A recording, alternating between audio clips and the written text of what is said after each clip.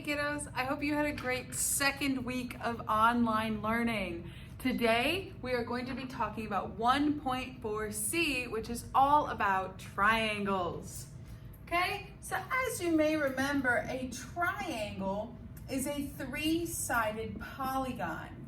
Okay, some of them look like this, some of them look like this,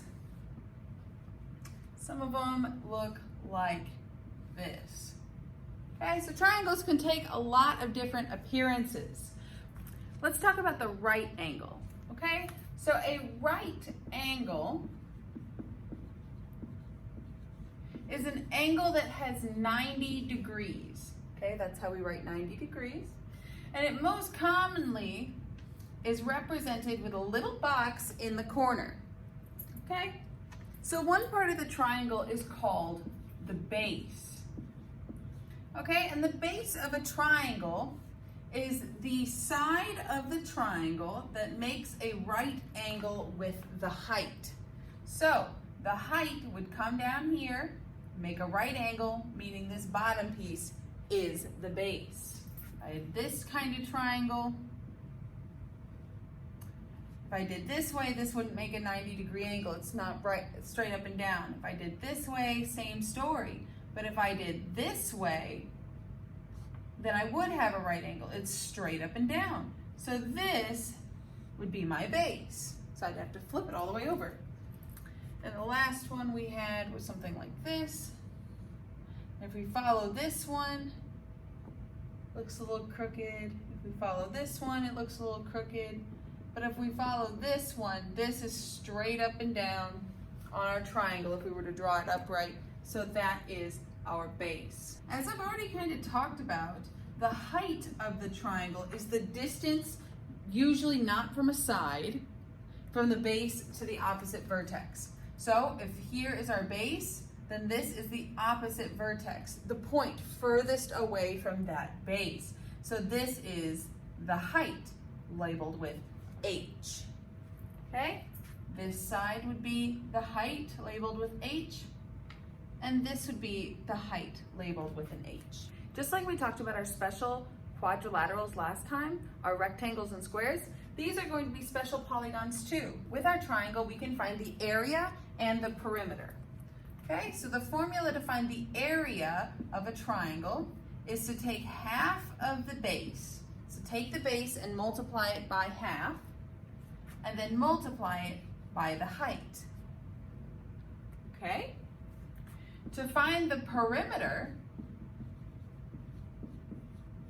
of a triangle, you simply add up all the sides. So let's do an example of how to find the perimeter and area of a triangle. Okay, so I'm going to draw a triangle up here. So we have 2, 7, 8, 7. So we have points A, B, and C. I'm going to connect them. Okay, now here's where the not so fun part is. We have to do the distance formula 3 times to find out the lengths of each of the sides. So if we want to find the distance between A and B, we will have to take point A and point B and plug it into our distance formula. Okay, so point A is 2, 7, and point B is 8, 7. Okay, I'll write those again over here. Point A is 2, 7, and point B is 8, 7. Okay, I'm gonna make point A our point 1 and point B our point 2. It doesn't matter, you could flip these. Making this our x1 and y1, and this our x2 and y2. So now we plug it into the distance formula.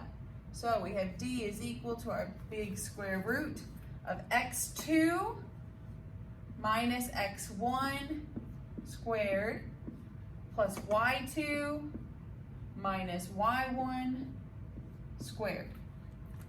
Okay, so now we're going to simplify. 8 minus 2 is going to give us 6 squared. And then 7 minus 7 is going to give us 0 squared. Okay, we're going to keep simplifying. So 6 times 6, or 6 squared, is going to give us a 36. And 0 times 0, or 0 squared, is going to give us 0, so I'm going to not even write that down. And if you plug this into the calculator, the square root of 36 is exactly 6. So the distance between A and B is 6, and I'll write that on the graph too.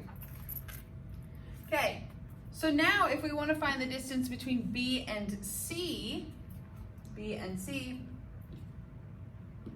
let me write their points down over here, where point B is 8, then 7, and point C is 2, then 2. Okay, I'll make B our point 1 and C our point 2, making this one our x1, y1, and this our x2, y2. Now we plug this into the distance formula. x2 minus x1 squared plus y2 minus y1 squared. Now we simplify. 2 minus 8 is going to give us a negative 6 squared, and 2 minus 7 is going to give us a negative 5 squared. Negative 6 times negative 6, or negative 6 squared, gives us a positive 36, and a negative 5 times a negative 5, or negative 5 squared, gives us a positive 25.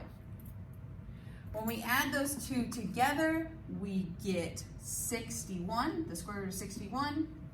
Plug that into the calculator and we get D is about 7.81. So the distance between B and C is 7.81. I'll write that on the graph too. Okay, only one more left. So now we want to find the different distance between A and C. So I'll write their points down. A is at positive 2, positive 7, and C is at positive 2, positive 2. So let's put these into the distance formula. I'm going to make A our point 1 and C our point 2, making this our x1, y1, and this our x2, y2.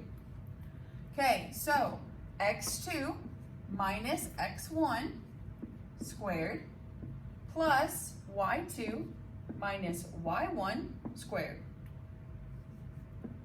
So 2 minus 2 gives you a 0 squared. 2 minus 7 gives you a negative 5 squared. 0 times 0 is just 0, so I'm not even going to write that down. Negative 5 times negative 5, or negative 5 squared, gives you 25. When we plug this into the calculator, we get exactly 5. So the distance between A and C is exactly 5. So even after all of that, we're still not done. We have to still find the perimeter and area. So let's find the perimeter first. So the perimeter's formula is just to add all the sides together. So we have 6 plus 7.81 plus 5. So when we add all three of those together, we're going to get 18.81 units. It's not area, so we don't write units squared. And then if we want to find the area, we have to take half the base times the height. Okay, so let's think about what our base is. What gives a 90-degree angle here? Well, because this is straight up and down and this is straight side to side, right here is a 90-degree angle, making this our height and this our base. So we take half of the base, which we said was 6, times the height, which we said is 5. So half of 6, or 1/2 times 6, gives us a positive 3, times 5 would give us a 15. Even if you decided to flip these two, the 6 and the 5, thinking, oh, this is no way this is the height, this is the base, and same thing with this, there's no way that's the base, that's the height, you'd still get a 15. Let's do another one of those, okay? So in this one, we have point D, point F, and a point E. I'm going to connect those. Okay, so first thing, let's find the distance between point D and point E. So point D is at +2, +2, and point E is at +6, -2. So first thing, we gotta plug it into the distance formula. I'm gonna make D our point 1, making this our x1, y1, and E our point 2, making this our x2 and y2. So our x2, which is 6, minus our x1, which is 2 squared, plus -2, being our y2, minus 2, our y1 squared. So simplify. 6 minus 2 is 4 squared, plus -2 plus a -2 gives us a -4 squared. 4 times 4 gives us +16. -4 times -4 also gives us a +16. So we have the square root of 38, which when you plug it into the calculator gives you around 6.16. So the distance between D and E is 6.16. Now let's find the distance between E and F. Point E is at 6, -2, and point F is at +2, -2. So we put things into our distance formula. I'm gonna make E our point 1, making this our x1, y1. And I'm gonna make F our point 2, making this our x2, y2. So we have our x2 minus our x1 squared plus our y2 minus our y1 squared. So 2 take away 6, that's going to give us a -4 squared. A -2 plus a +2 is going to give us 0 squared. -4 times -4 is a +16. And 0 times 0 is still just 0, so I'm not even going to write that down. When we plug this into the calculator, we get exactly 4. So the distance between E and F is exactly 4. And finally, let's find the distance between D and F. So point D is at +2, +2, and point F is at -2, +2. So I'm going to make D our point 1, making this our x1, y1. I'm going to make F our point 2, or our x2, y2. So let's plug it into our distance formula.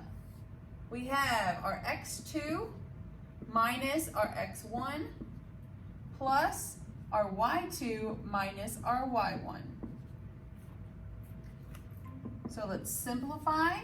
We have -2 plus a -2, that's going to give us a -4 squared, plus a 2 minus 2, that just gives us a 0 squared. -4 times -4 gives us a +16, and 0 times 0 is still just 0, so I'm not even going to write that down. And when we plug this into the calculator, we get that DF is equal to 4. And even after all that work, we're still not done. We have to find the perimeter and the area. So the perimeter is easy. All we have to do is add these 3 numbers together. So we have 6.16 plus 4 plus 4, and that gives us 14.16 units. With the area, our formula is half the base times the height. So let's find out what our base and our height is.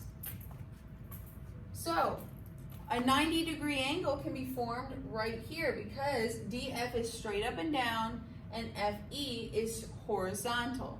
So we have a 90-degree angle right here. So I'm going to make this side DF our height and FE our base. If you think that these would be better if they're flipped around, that's totally fine. So we have half the base, which we said was FE, which is 4, and the height, which is DF, which is also 4. So half of 4 is 2, and 2 times 4 gives us 8 units squared.